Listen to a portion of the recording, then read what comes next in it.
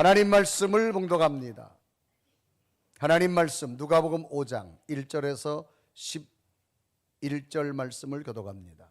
무리가 몰려와서 하나님의 말씀을 들을새 예수는 게네사렛 호숫가에 서서 호숫가에 배에 두 척이 있는 것을 보시니 어부들은 배에서 나와서 그물을 씻는지라. 예수께서 한 배에 오르시니 그 배는 시몬의 배라. 육지에서 조금 떼기를 청하시고 앉으사 배에서 무리를 가르치시더니 말씀을 마치시고 시몬에게 이르시되 깊은 데로 가서 그물을 내려 고기를 잡으라. 시몬이 대답하여 이르되 선생님, 우리들이 밤이 새도록 수고하였으되 잡은 것이 없지만 말씀에 의지하여 내가 그물을 내리리이다 하고 그렇게 하니 고기를 잡은 것이 심이 많아 그물이 찢어지는지라. 이에 다른 배에 있는 동무들에게 손짓하여 와서 도와달라 하니 그들이 와서 두 배의 채움에 잠기게 되었더라.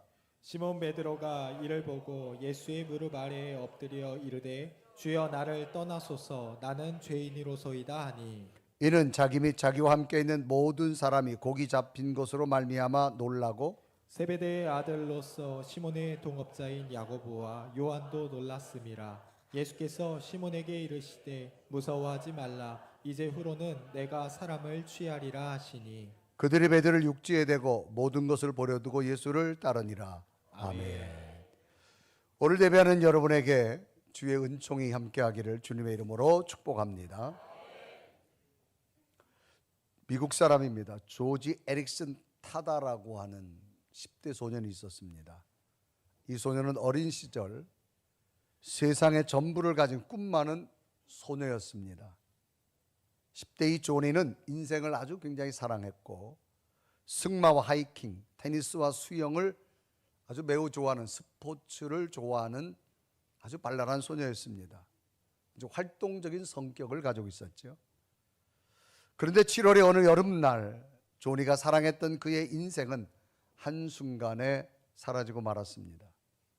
미국 동쪽 메릴랜드주와 버지니아주에 걸쳐 위치하는 체서피크만에서 수영을 하던 중에 수심이 얕은 것을 파악하지 못한 채 다이빙을 하다가 목이 부러져서 어깨 아래 전신이 마비되는 불의의 사고를 당하고 맙니다.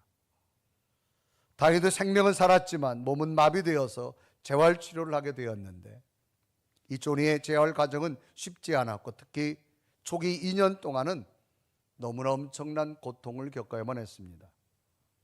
늘 꿈을 꾸며 살았던 이 조니는 자신에게 왜 이런 사고가 일어난 것에 대해서 이해할 수가 없어서 분노하기 시작합니다. 절망이었습니다. 우울증과 더 나아가서는 자살 충동까지 느낄 정도였습니다. 온몸의 마비 상태가 얼마나 심했던지 혼자서는 자살하려고 칼을 들 수도 없었고요. 약을 먹을 수도 없어서 자살조차 할 수 없었던 무기력함에 빠집니다. 그런 어느 날 성경을 읽다가 완전한 절망인 자신에게 새롭게 찾아오신 하나님을 만나게 됩니다.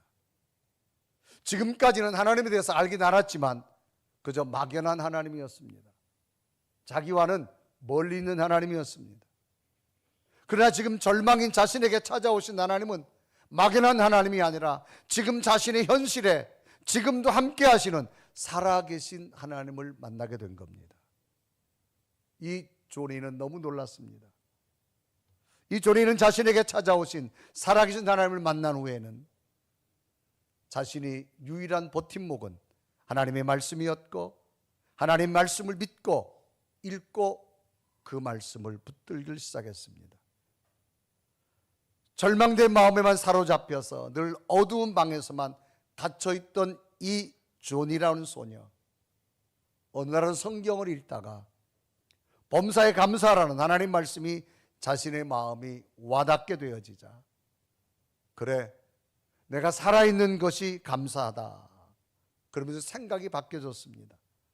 그는 감사하기 시작했습니다. 작은 것에서부터 감사를 찾기 시작하자 이제는 휠체어를 타고 어두운 터널 같은 방에서 벗어나서 빛의 밖으로 나오게 되어집니다.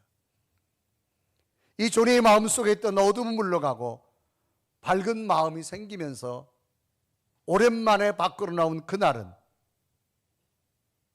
이 여인에게는 새로운 날이었습니다.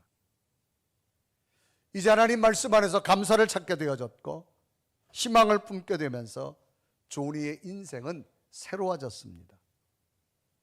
그는 오히려 40여 권의 이상의 책을 쓰는 기회가 되어졌고 다수의 음반을 내게 되고 자신의 이야기를 30개 언어로 해당되는 영화에 출연하게 되어졌고 장애인들을 옹호자로 활동하는 최고의 활동가로 되어졌습니다.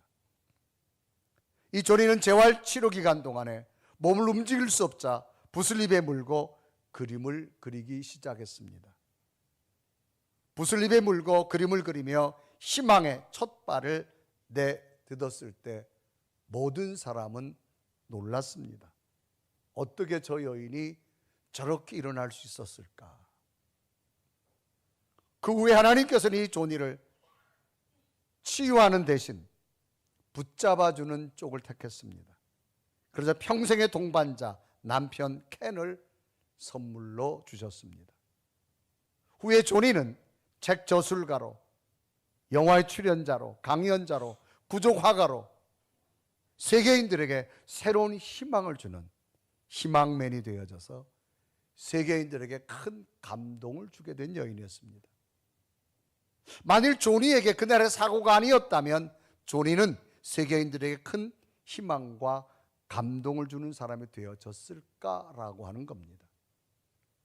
그러나 조니 자신에게 찾아온 그때의 순간이 정말로 절망과 고통이었지만 절망 중에 조니에게 찾아오신 하나님을 통해서 조니는 살아계신 하나님을 만남을 소중히 여기며 감사하게 되어지고 전적으로 하나님을 신뢰하게 되어지자 이제는 내 인생에 따라갈 뿐 하나님밖에 없음을 고백하면서 그 누구도 상상할 수 없었던 제2의 새로운 삶을 살게 되어졌다고 하는 한 여인의 고백입니다. 오늘날도 많은 사람들은 인생을 살아가면서 그 누군가를, 그 무엇인가를 열심히 따라갑니다. 정치들은 권력을 따라가지요. 요즘 현실 보십시오. 옳고 그름이 없습니다. 열광의 모습으로 빠져드는 현실입니다. 연예인들은 인기를 따라가고 기업가와 비즈니스맨들은 돈을 따라가고 있습니다.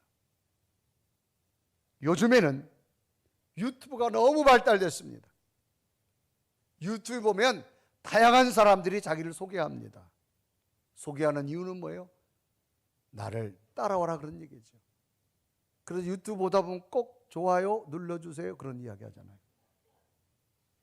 이처럼 무엇을 따라간다고 하는 것은 그 사람의 관심이 있는 것이고 기대가 있고 소망이 있고 목표가 있기 때문에 따라가는 겁니다. 거기 이렇게 따라가는 데는 분명하고도 명확한 결정적 계기가 있을 겁니다. 누구를 만났느냐, 누구에게 영향을 받았느냐가 결정적인 요소일 겁니다. 그러므로 자신의 인생에서 누구를 만나느냐가 또 무엇을 만나서 무엇을 따라간다고 하는 것은 매우 중요한 것 중에 하나입니다. 이런 의미에서 오늘 성경 본문도 만남에 관한 사건이고 만난 이후에 새로운 길을 향해서 따라가는 그런 내용의 본문입니다. 오늘 성경 본문은 게네사렛 호숫가라고 하는 곳부터 시작합니다. 이 게네사렛 호숫가는 지도를 보면 이스라엘 북동부에 아주 있은 중앙에 위치합니다. 모양이 하프 모양과 비슷하다 해서 구약은 키네렛 바다라고 표현하고 신약은 게네사렛 호수, 또 갈릴리 지역에 있다 그래서 갈릴리 바다라고 표현합니다. 위성사진을 보면 남북의 길이가 약 20km나 됩니다. 동서폭이 12km, 호수의 둘레가 약 53km, 수심의 평균 깊이가 26m나 되는 굉장히 깊은 호수지만 바다와 같은 곳입니다. 그래서 호수 주변에는 풍부한 물과 좋은 토질로 인해서 무화과나무, 감람나무, 종려나무, 다양한 수종과 수산물이 풍부한 곳이며 많은 사람들이 호수 주변으로 살고 있습니다. 예수님께서는 자신의 고향인 나사렛에서 말씀을 증거했지만 나사렛 사람들이 인정하지 않습니다. 나사렛에서 그런 동네에서 어찌 하나님의 아들 메시아가 나타나겠느냐 인정하지 않았습니다. 그리고 예수님께서는 호수를 중심하여서 하나님 나라에 대해서 말씀을 증거하시게 됩니다. 그리고 수많은 기적들을 행하셨지요. 특별히 벳세다 광야에서는 사람들이 얼마나 많이 모였는지 어린 소년이 가져온 보리떡 5개 물고기 2마리를 가지고 성경에 5,000명을 먹이고도 12강줄 남는 기적을 주었고, 수많은 병자들을 고치는 기적의 역사를 이 호수 주변에서 행했습니다. 그러자 예수님께서는 가시는 곳마다 이미 많은 사람들이 자리다툼하면서 몰려들었습니다.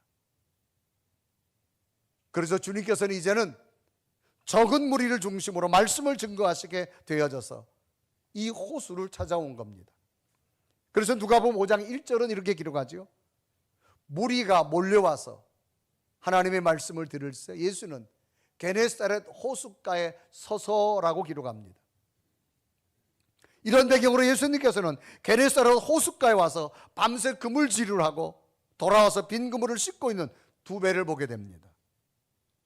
그 배에서도 효과적으로 소수의 사람들을 모아서 집중력으로 말씀을 증거하기 위하여서 다시금 배를 띄워 바다로 가서 말씀을 가르치신 겁니다. 그래서 누가복음 5장 2절과 3절은 이렇게 기록하죠. 호숫가에 배 2척이 있는 것을 보시니 어부들은 배에서 나와서 그물을 씻는지라. 예수께서 한 배에 오르시니 그 배는 시몬의 배라. 육지에서 조금 떼기를 청하시고 앉으사 배에서 무리를 가르치시더니, 말씀을 마치시고 배의 주인은 시몬에게 말합니다. 깊은 곳에 가서 그물을 좀 내려보아라. 그래서 4절에 기록하죠. 말씀을 마치시고 시몬에게 이르시되 깊은 데로 가서 그물을 내려 고기를 잡으라, 그렇게 말씀합니다. 이때 시몬이 말합니다. 밤새 그물질했지만 고기 못 잡았습니다. 그러나 오늘 당신의 말씀을 듣다 보니까 뭔가 하고 싶어집니다. 그래서 당신의 말씀대로 한번 해보겠습니다라고 말합니다. 그래서 그물을 던졌습니다. 놀랍게도 얼마나 고기가 많이 잡혔든지 그물이 찢어질 정도였다라고 성경은 기록합니다. 그래서 누가복음 5장 6절은 기록하죠. 그렇게 하니 고기를 잡은 것이 힘이 많아 그물이 찢어지는지라. 정말 그 누구도 상상하고 예상치 못했던 일을 보게 됩니다. 얼마나 고기가 많이 잡혔든지 친구들의 배까지 가득 채우게 되어졌다고 말합니다. 그리고 7절에 말하죠. 이에 다른 배에 있는 동무들에게 손짓하여 와서 도와달라니 그들이 와서 2배의 체험에 잠기게 되었더라. 이런 놀라운 기적을 본 다음에 시몬은 대답합니다. 예수님을 향해서 조금 전은 선생님이라고 말했습니다. 이제는 주인이란 말이 바뀝니다. 당신은 나의 주인이 되어 주십니다. 이제는 고기를 많이 잡은 그 기쁨을 넘어서 자신의 내면에 있는 죄인된 모습을 고백합니다. 그래서 이 베드로가 말합니다. 주님, 나는 죄인이다 라고 고백하지요. 그래 8절에 이르고 합니다. 시몬 베드로가 이를 보고 예수의 무릎 아래 엎드려 이르되 주여 나를 떠나소서 나는 죄인으로소이다 라고 말합니다. 그 후에 더 놀라운 일은 이 시몬이 많은 고기와 그물을 이제 버려둡니다. 그리고 예수님을 따라가게 됩니다. 그래서 9절에 이르고 합니다. 그들이 배들을 육지에 대고 모든 것을 버려두고 예수를 따르니라. 왜 시몬 베드로는 어부에게 제일 중요한 배도 많은 고기도 버려두고 예수님을 따르게 되어졌을까라고 하는 겁니다. 그러면 베드로는 당시 누구를 만났고 무엇을 보았기에 어부로서 제일 중요한 배도 버리고 그물도 버리고 고기도 다 버리고 주님을 따르게 되어졌을까? 배와 고기와 그물보다 더 중요한 게 어부에게 무엇이 있었을까라고 하는 겁니다. 오늘 베드로가 따라간 그 무엇을 발견하면서 오늘 우리 마음속에도 이 성탄의 계절에 찾아오신 예수님을 따라가는 여러분 믿음 되기를 주님의 이름으로 축복합니다. 첫째는요, 따라가는 원동력이 예수님과의 만남이었습니다. 오늘 본문에 시몬이라는 사람이 나옵니다. 원래 이름 베드로라는 사람이 어부입니다. 갈릴리 호수 근처에 살아갑니다. 그러니까 늘 고기 잡는 일을 합니다. 그래서 밤에 배를 띄워서 아침까지 그물질했지만 성경은 한 마리도 못 잡았습니다. 여러분, 어부가 나가서 고기를 잡으려 그물질은 한 마리도 못 잡았어요. 이때는요, 하루 벌어서 하루 살아가는 삶입니다. 이제 그날 밤새 고기 잡아가지고 그걸 아침에 팔아가지고 그날 또 살아가야 됩니다. 그런데 한 마리도 못 잡으니 얼마나 걱정과 염려가 있겠습니까? 그래서 이제 그물을 씻고 몸도 피곤하니 집으로 돌아가려고 합니다. 이때 예수님께서 근심 중에 있는 베드로를 찾아왔습니다. 베드로는 처음으로 예수님을 만나게 된 겁니다. 당시 이 갈릴리 호수 주변에는 많은 배가 있었지만 유독 베드로의 배에 찾아온 겁니다. 피곤한 베드로에게 나를 좀 태워서 다시 깊은 데로 가자고 말합니다. 그러자 자기에게 찾아오신 예수님 말을 듣고 배를 다시 띄워서 깊은 곳으로 갑니다. 그래서 누가복음 5장 3절에 말하죠. 예수께서 한 배에 오르시니 그 배는 시몬의 배라.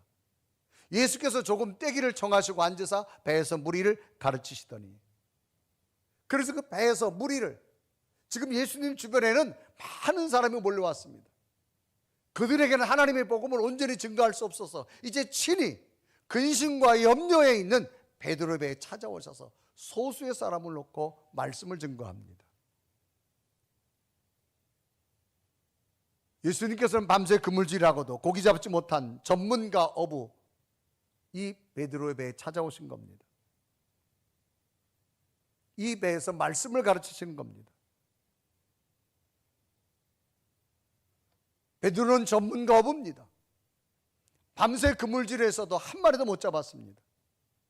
근심과 염려 가득 찼을 겁니다. 그런데 예수님께서 베드로를 직접 찾아오신 겁니다. 그리고 그 배에서 말씀을 증거하셨습니다. 특별한 사실은 예수님과 베드로의 만남의 특징입니다. 베드로가 예수님을 찾아간 것이 아닙니다. 예수님께서 근심과 걱정에 있는 베드로를, 수많은 배가 있지만 이 베드로의 배에 찾아오셨다고 하는 사실입니다. 성탄은 뭘까요? 예수님이 이 땅에 찾아오신 겁니다.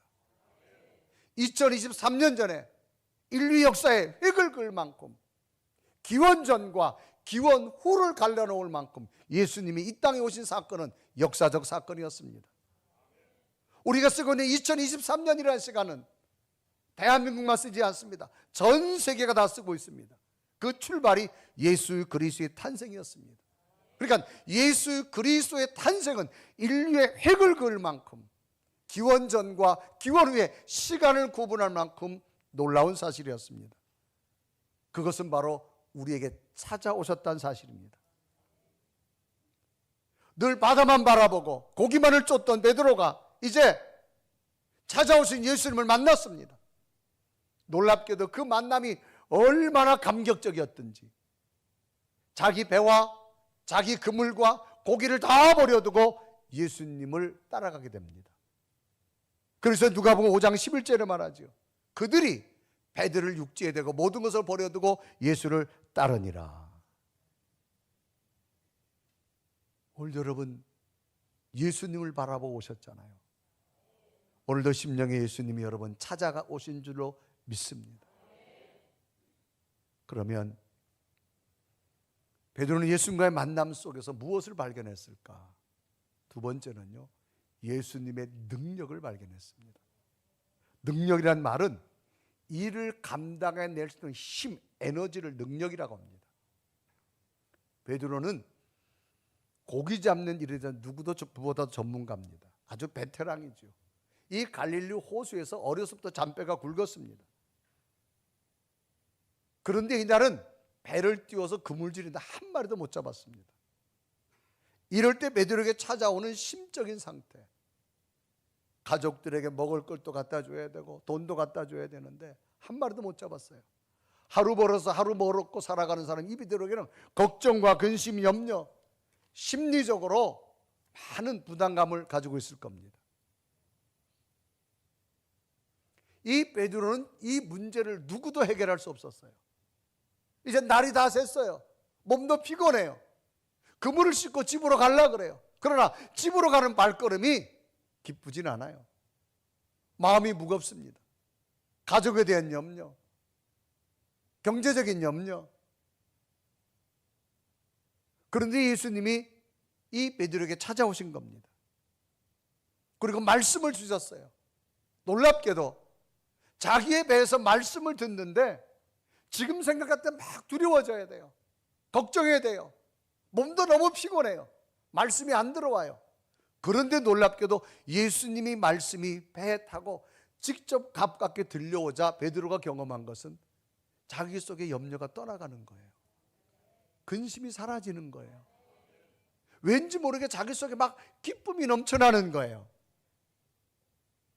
그래서 예수님께서 말씀을 마치시고 말합니다. 베드로야, 저 깊은 곳에 가서 그물을 던져봐라. 베드로가 지금 깊은 곳에 가서 그물을 던져서 고기 있을 것도 왜 안 던졌겠어요?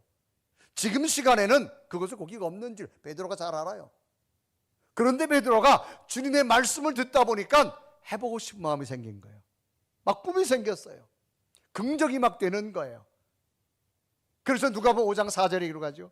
말씀을 마치시고 시몬에게 이르시되 깊은 데 가서 그물을 내려 고기를 잡으라고 말합니다. 당시 베드로의 경험과 기술로서는 그것에 고기가 없습니다. 그런데 베드로가 말씀을 듣다가 염려가 사라지고 근심이 사라지고 막 기쁨이 나타나고 현실은 절망인데 막 꿈이 생기는 거예요. 해보고 싶은 거예요. 그래서 베드로가 말합니다. 내가 해봤는데 없었어. 그러나 말씀에 의지해서 한번 해보겠습니다. 그래서 누가복음 5장 5절 베드로 이렇게 말하죠. 다 같이 읽습니다. 시작. 시몬이 대답하여 이르되 선생님, 우리들이 밤이 새도록 수고했을 때 잡은 것이 없지만은 말씀에 의지하여 내가 그물을 내리리. 야, 말씀에 의지해서 한번 그물을 내려봤어요. 내려봤는데 성경은 이렇게 갑니다. 그물이 찢어질 정도로. 그물이 고기가 얼마나 많이 잡혔는지 성경은 그물이 찢어질 정도라고 표현합니다. 그래서 누가복음 5장 6절에 이루가죠. 그렇게 하니 고기를 잡은 것이 힘이 많아 그물이 찢어지는지라. 여러분, 어부가 그물이 찢어질 정도라고 하는 것을 잡았을 때 감격이 어떨까요, 여러분? 여러분들 만약에 여러분 주머니에 지금 5만 원짜리를 채워도 못 채워서 막 주머니가 터질 것 같아요. 그 기분이 어떨까요, 여러분? 그냥 좋아야 끝나? 막 채워도 그냥 이게 막 주머니가 모자랄 정도로. 5만 원 넘으면 약해요? 다이아몬드로 할게. 다이아몬드를 여러분 주머니에 채우는데 채워도 막 주머니가 터질 것 같아. 역시 우리 교인들은 돈에 관심이 없어서. 여러분이 추구했던 것이 여러분 생각 이상으로 어마어마한 감격으로 왔을 때 우리는 그물이 찢어질 그 표현이 아마 우리 삶의 표현일 겁니다. 아마. 여러분들 어떤 기도를 했는데 10이라고 하는 게 여러분 목표예요. 근데 100이 왔어요. 100. 여러분이 감격 얼마나 크겠어요. 지금 베드로가 그런 모습이에요. 자기의 경험을 뛰어넘어서 하나님의 능력을 보고 있는 거예요. 여러분, 오늘도 주님은요, 이런 능력을 여러분에게 주십니다. 하나를 구하지만 10개를 주시는 하나님. 우리가 할 수 없는 한계 상황에 직면됐을 때 하나님은 한계를 뛰어넘어 역사하시는 하나님. 오늘날도 우리 삶 속에 여러분 이런 경험 얼마나 많이 합니까? 분명히 우리 현실로서는 불가능합니다. 그러나 지나고 나니 하나님이 주셨잖아요. 마치 그물이 찢어질 정도를 보여준 하나님의 능력. 여러분 오늘 건강관리 잘해서 여러분 건강하신 줄 아세요? 아니에요. 하나님이 건강 주신 거예요. 믿음으로 살아가는 여러분의 건강 주신 줄로 믿습니다. 여러분 하루에 사망자가 얼마나 많은 줄 아세요? 그래도 여러분 2023년 지나간 11개월 동안 순간순간 건강 하나님의 은혜였고 하나님의 능력이었는 줄 믿습니다. 여러분 자녀들이 그냥 건강하게 평안한 줄 아세요? 아니에요. 보이지 않지만 하나님의 능력으로 인도한 줄로 믿습니다. 여러분들이 가지고 있는 직장, 비즈니스 여러분 아니에요. 하나님이 도울 자를 주었고요. 여러분과 하나님의 은혜가 함께한 줄 믿습니다. 그러니까 베드로는 이 능력을 본 거예요. 능력을 본 거예요. 그러니까 베드로가 예수 그리스도를 따라간 이유가 뭐예요? 주님의 능력을 보았기 때문에. 여러분도 오늘 거룩한 주일 와서 예배드리는 이유가 뭐예요? 지금까지 삶 속에 하나님의 능력을 보았잖아요. 더 큰 능력이 일어날 줄로 믿습니다.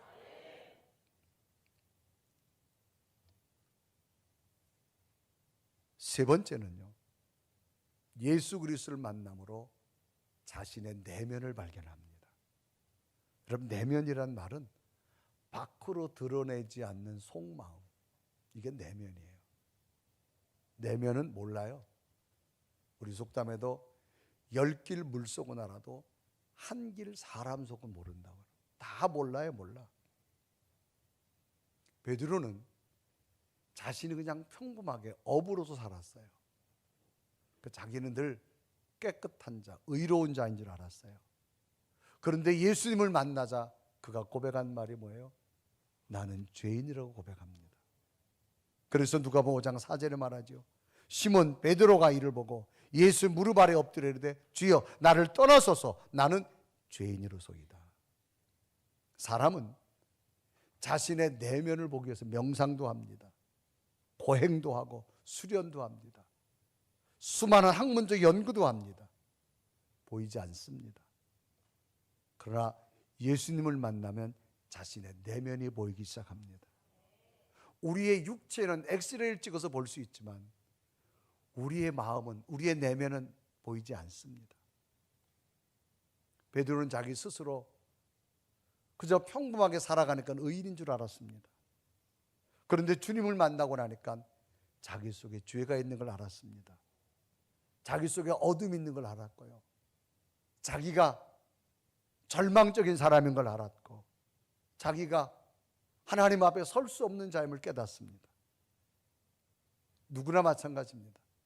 예수 그리스도를 만나면 우리가 고백하는 말이 뭐예요?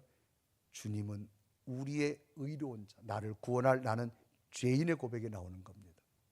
그래서 여러분 교회 가시면 공통적으로 나오는 말이 당신은 죄인입니다라는 말입니다. 우리 인간은 태어나면서부터 악한 성품을 가지고 있어요. 죄인된 모습을 가지고 있습니다. 이게 모릅니다. 그런데 예수 그리스도를 만나면 내가 죄인임을 발견하게 되어집니다. 이런 모습은 초대교회 사도 바울, 당시 최고의 공부를 했고 최고의 권력을 가졌지만 죄인인지 몰랐고 율법에는 의로운 자라고 말할 정도였습니다. 그런데 사도 바울이 예수 그리스도를 만나고 나서 고백하잖아요. 나는 죄인을 넘어서 괴수와 같은 자라고 말합니다. 그래서 디모데서 1장 15절에 기록하죠. 믿보다 모든 사람이 받을 만한 이 말이여 그리스도 예수께서 죄인을 구원하시려고 세상에 임하셨다 하였도다. 죄인 중에 내가 괴수니라. 오늘날도 예수 그리스도를 만나면 깨닫는 건 하나입니다. 나는 죄인입니다. 그러니까 주님이 빛으로 들어오면 어둠이 물러가는 게 보여집니다. 오늘 베드로는 평범하게 업으로 삶을 살아가니까 죄인이 의로운 자인 줄 알았습니다. 그러나 예수 그리스도를 만나고 나니까 빛이 들어오니까 자기 속에 죄인의 모습을 발견합니다. 자기 속에 어둠이 떠나갈 깨달았습니다. 오늘도 날마다 우리는 십자가 앞에서 뭘 깨닫습니까? 나는 죄인입니다. 죄인은 천국 갈 수 없습니다. 그러므로 당신의 은혜가 임하면 나는 하나님 나라를 갈 수 있습니다. 오늘도 우리는 예수 그리스도 앞에 나 스스로 살아갈 수 없는 자, 나 스스로 의로워질 수 없는 죄인임을 고백하게 될 줄로 믿습니다. 예수님은 빛이라 그랬어요. 빛이 들어오면 어둠은 떠나갑니다. 빛이 없이는 바로 살아갈 수 없습니다. 오늘 학문의 수준은 얼마나 높아졌습니까? 그런데 이 세상은 점점 더 악해져가는 이유가 무엇일까요? 학문이 나를 변화시킬 수 없습니다. 예수 그리스도의 빛이 들어올 때 우리 속에 어둠이 떠나가게 되어집니다.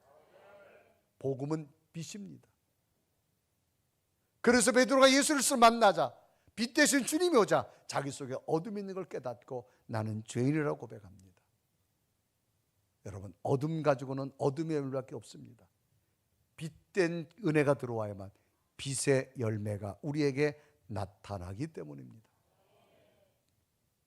지금 고인되어졌습니다만 한국의 석학위를 맡은 이어령 교수, 그는 교회에 대해서 부정적인 사람이었습니다. 성경에 대해서 부정하던 자였습니다. 그러나 그의 사랑하는 딸을 통해서 하나님의 살아계심을 보게 되자 그는 고백하잖아요. 하나님은 살아계시다고. 그러면서 마지막 그가 죽음까지도 복음을 전하는 전도자가 된 것은 뭐예요? 자기의 죄인임을 발견했기 때문입니다. 세계 기업 가운데 삼성이라는 기업이 있잖아요. 이병철 회장이 죽음을 앞두고 차동현 신부님을 불렀어요.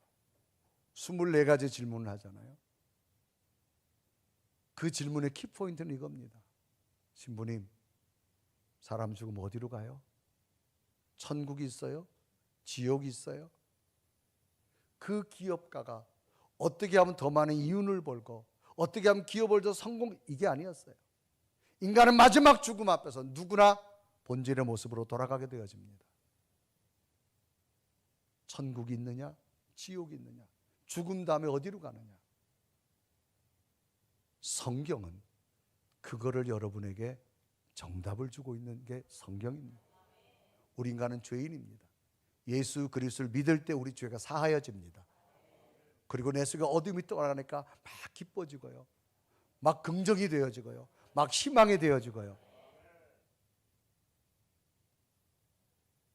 2023년 전에 오신 예수 그리스도 다시 우리에게 찾아왔습니다. 그 예수 그리스도가 죄인된 우리에게 임하셔서 여러분, 어둠이 물러가고 다시 희망이 생겼으면 좋겠어요.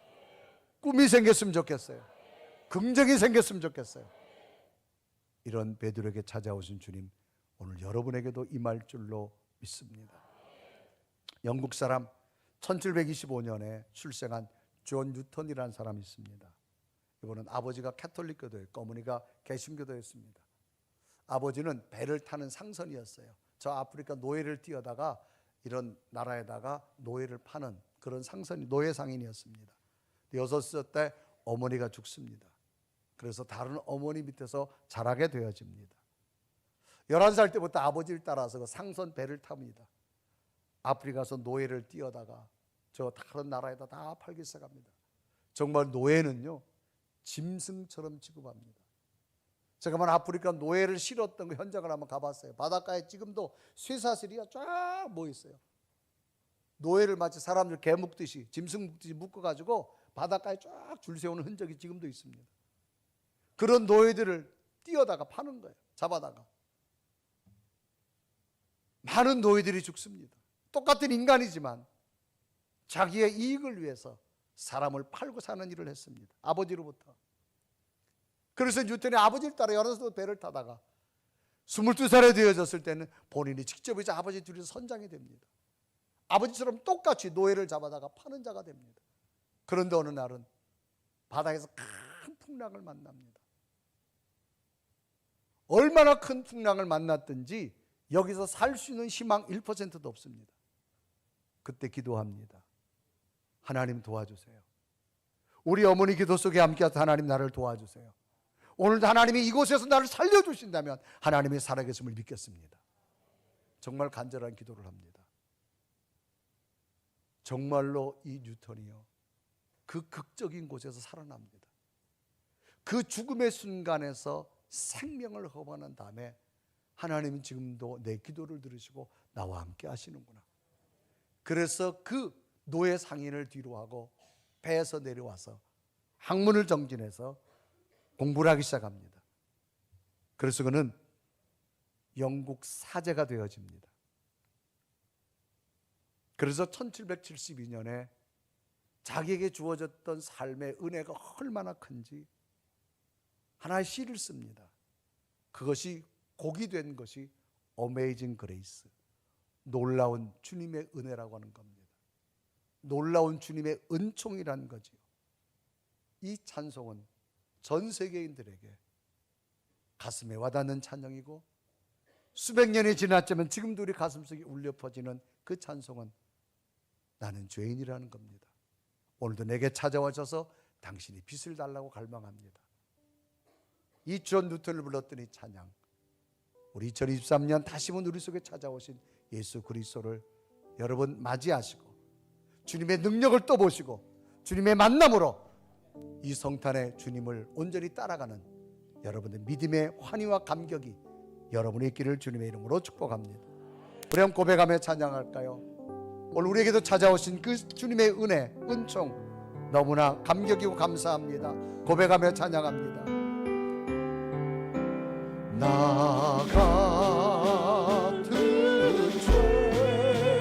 죄인 살리 주의 놀라와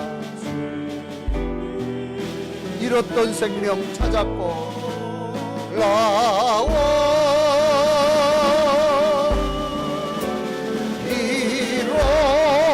잃었던 생명 찾았고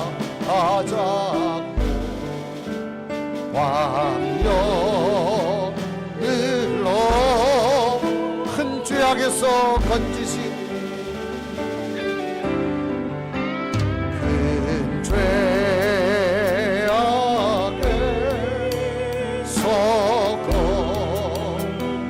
건지신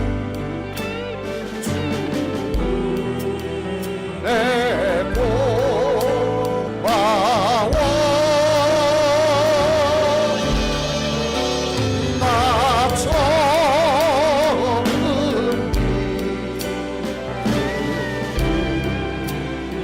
귀하고 귀하다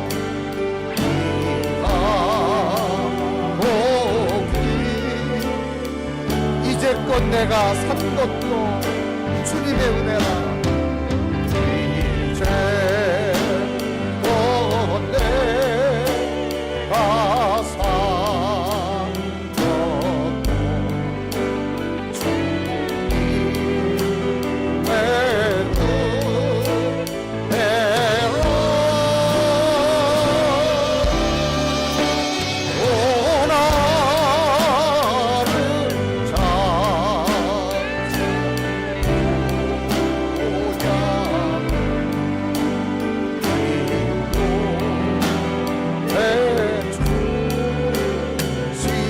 주님의 우리 한 다 같이 두 눈을 감으시고 오늘의 말씀을 묵상해 봅니다. 오늘도 찾아오신 예수님 앞에서 우린 다 죄인입니다.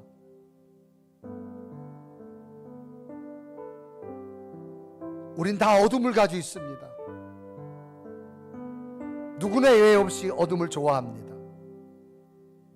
순간 어둠을 따라갈 수도 있습니다. 그러나 우리는 주님의 빛의 은혜로 어둠의 자리에서 믿음의 자리로 돌아왔고 하나님의 품 안에 있게 됨을 우리는 고백합니다. 여러분, 성경은 마음에만 품어도 죄라 그랬습니다. 내 행위가 안 나타났다고 죄가 아닙니다. 우리 다 죄인입니다. 내가 누구를 정죄합니까? 내가 누구를 잘못했다고 말할 수 있습니까? 나를 가장 잘 아는 사람은 여러분 스스로입니다. 하늘을 되돌아보면서 죄를 용서하기 위해서 오신 주님이십니다. 주님, 오늘도 나를 용서하여 주옵시고 베드로처럼 걱정과 근심으로 살아왔던 내 모습 오늘도 주님의 빛으로 나를 안아주시고 나를 꼭 내 손을 잡아주시고 하늘의 평안과 위로가 내게 있기 원합니다.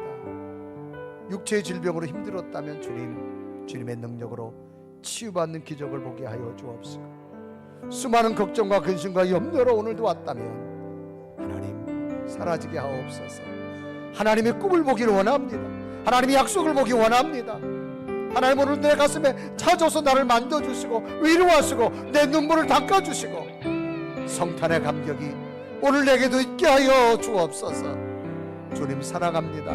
이 성탄에 찾아오신 주님, 내 마음을 만지시고 이루하시고 새로운 꿈을 꿀 수 있는 내 믿음 되게 하여 주옵시고, 이 시간도 찾아오신 주님, 내 마음속에 임재하셔서 어둠이 다 떠나가고 하늘의 빛으로 채워 주시옵소서.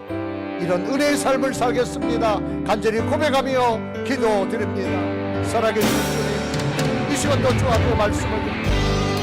베드로가 발견했던 예수 그리스도의 은혜가 우리 심령 속에 있게 하신 것 감사합니다. 하나님, 나도 주님 진정 내 속에 찾아오셔서 나를 만지시고 이루하시고 하나님 이대로 감사하지 원하옵니다. 오 살아계신 하나님, 오 성령 하나님 능력을 받아보게 하시고 하나님의 사랑을 체험하게 하시고 하나님의 은혜로 오늘도 날 속에 찾아오신 주님, 성령으로 내 마음을 만지시고 위로하시고 주의 은혜로 함께하여 주시고 하나님 감사합니다. 오 사랑하시고 우리도 함께 두 손을 가슴에 댑니다. 살아계신 하나님, 보이지 않지만 내 마음속에 수많은 눈물이 있었고 아픔이 있었고 근심과 염려, 분냄, 속상함, 수많은 것들이 이 안에 있었습니다. 주님, 이 시간 찾아오셔서 만져주옵소서.